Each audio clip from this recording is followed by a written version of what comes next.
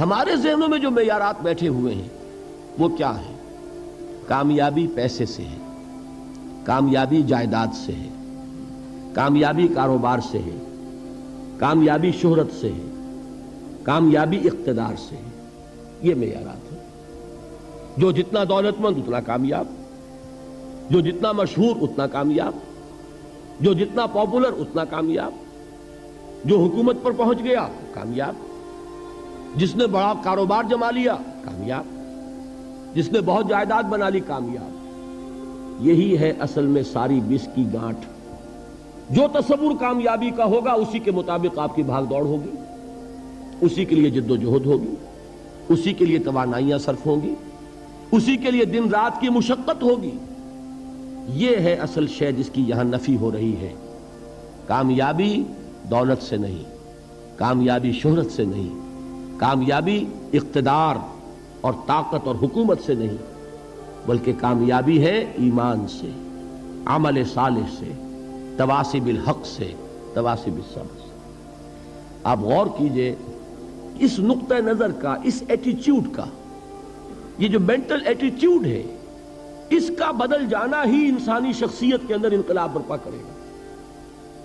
اب آپ کا نتیجہ کیا نکلا؟ اگر تو دولت سے کامیابی ہوتی تو قارون بہت کامیاب تھا، اگر حکومت سے کامیابی ہوتی تو فرعون اور نمرود بہت کامیاب تھے. کامیابی ان سے نہیں ہے. کامیابی انسان دولت میں قارون کی دولت تک پہنچ جائے اور دنیا میں دبدبہ اور اقتدار اور سلطنت اور حکومت کے اعتبار سے وہ نمرود اور فرعون کا مقام حاصل کر لے، وہ ناکام ہے، خائب ہے، خاسر ہے، برباد ہے. اور ابو ذر غفاری کامیاب ہیں، چاہے ان کے پاس کچھ نہیں تھا، جھونپڑی تک نہیں تھی، کوئی گھر نہیں تھا. حضور نے فرمایا ہے اللہ کے کچھ بندے ایسے ہوتے ہیں جو کسی محفل میں جانا چاہیں تو انہیں اجازت نہ ملے، جو کہیں اگر رشتہ کرنا چاہیں کوئی ان سے رشتہ کرنے کو تیار نہ ہو، کہیں کوئی سفارش کرنا چاہے تو ان کی کوئی بات ہی نہ سنے. لیکن اللہ کے ہاں ان کا وہ مقام ہے کہ اگر بھولے سے بھی کسی بات پر قسم کھا بیٹھتے ہیں تو اللہ ان کی قسم کی لاج رکھتا ہے. یہ ہے فرق. یہ جان لیجئے اچھی طرح.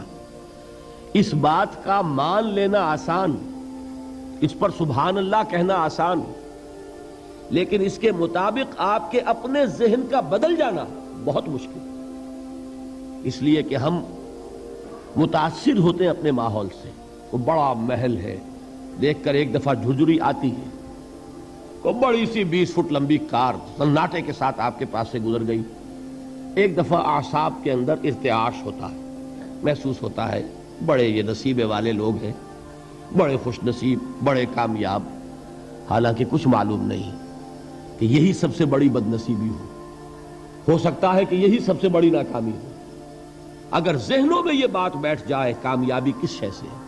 یہی وجہ دیکھیے قرآن مجید میں بارہا آپ دیکھیں اولئک ھم المفلحون، یہ ہے لوگ کامیاب ہونے والے. آج یہ آپ نے نماز میں وہ آیات سنی، یا ایھا الذین آمنوا ارکعوا واسجدوا واعبدوا ربکم وافعلوا الخیر لعلکم تفلحون.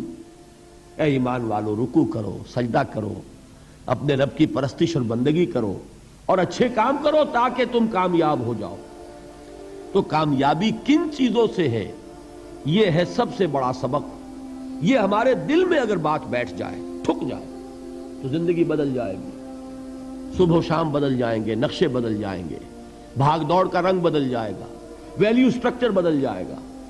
آج وہ ایک چیز نہایت اہم نظر آ رہی ہے، کل نہایت غیر اہم نظر آئے گی. جیسے کہ حضور کی حدیث ہے مالی ولی الدنیا، مجھے تمہاری اس دنیا سے کیا سروکار ہے.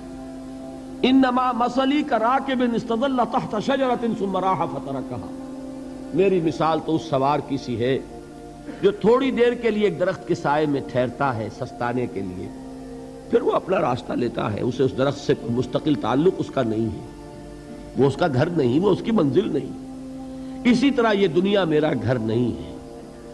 اب دیکھیے ہم کہتے ہیں انا للہ و انا الیہ راجعون، ہم تو مسافر ہیں، ہم اللہ کے پاس سے آئے، اللہ کی طرف ہمیں لوٹ جانا ہے. کن فی الدنیا کانک غریب و عابر سبیل، حضور فرماتے ہیں دنیا میں ایسے رہو جیسے کہ تم اجنبی ہو یا راہ چلتے مسافر. لیکن یہ طرز عمل کب ہوگا؟ جبکہ یہ آیت ہمارے ذہنوں کے اندر بیٹھ گئی ہو، وَالْعَصْرِ إِنَّ الْإِنسَانَ لَفِي خُسْرٍ إِلَّا الَّذِينَ آمَنُوا وَعَمِلُوا الصَّالِحَاتِ وَتَوَاصَوْا بِالْحَقِّ وَتَوَاصَوْا بِالصَّبْرِ۔ یہ ہے اصل بات جو میں نے عرض کیا تھا کہ میں بتاؤں گا صحابہ کیوں ایک دوسرے کو یاد دلاتے تھے۔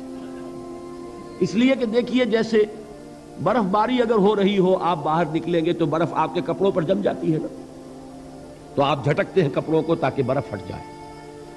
ہمارے ایمان پر اس دنیا میں رہتے ہوئے جب ہم متاثر ہوتے ہیں ماحول سے تو گردہ آ جاتا ہے، برف پڑ جاتی ہے، اس کو جھٹکتے رہنے کی ضرورت ہے۔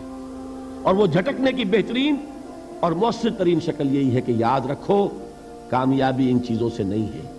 چمک دمک جو ہے دنیا کی، یہ ساری چمک دمک جو تمہیں رجھا رہی ہے، جو تمہیں اپنے اندر گم کیے ہوئے ہے، یہ لفظ گم پر اقبال کا وہ شعر یاد آ گیا کہ کافر کی یہ پہچان کے آفاق میں گم ہے، اور مومن کی یہ پہچان کے گم اس میں ہے آفاق۔ تم گم نہ ہو کر رہ جاؤ، اس میں مبہوت نہ ہو کر رہ جاؤ، مرعوب نہ ہو کر رہ جاؤ، دنیا ہی کی محبت تمہارے اوپر ڈیرے نہ ڈال لے، تمہارے دلوں کے اوپر مسلط نہ ہو جائے۔ لہذا تازہ کرتے رہا کرو، وَالْعَصْرِ إِنَّ الْإِنسَانَ لَفِي خُسْرٍ إِلَّا الَّذِينَ آمَنُوا وَعَمِلُوا الصَّالِحَاتِ وَتَوَاصَوْا بِالْحَقِّ وَتَوَاصَوْا بِالصَّبْرِ۔ پھر یاد کر لو، پھر تازہ کر لو اپنے اس یقین کو کہ کامیابی دولت سے نہیں، کامیابی ثروت سے نہیں، کامیابی اقتدار سے نہیں، کامیابی شہرت سے نہیں، کامیابی جائیداد سے نہیں، کامیابی ہے ایمان سے، کامیابی ہے عمل صالح سے، کامیابی ہے تواصی بالحق سے، کامیابی ہے تواصی بالصبر سے۔ یہ چار چیزیں ہیں کہ جو کامیابی کے لوازم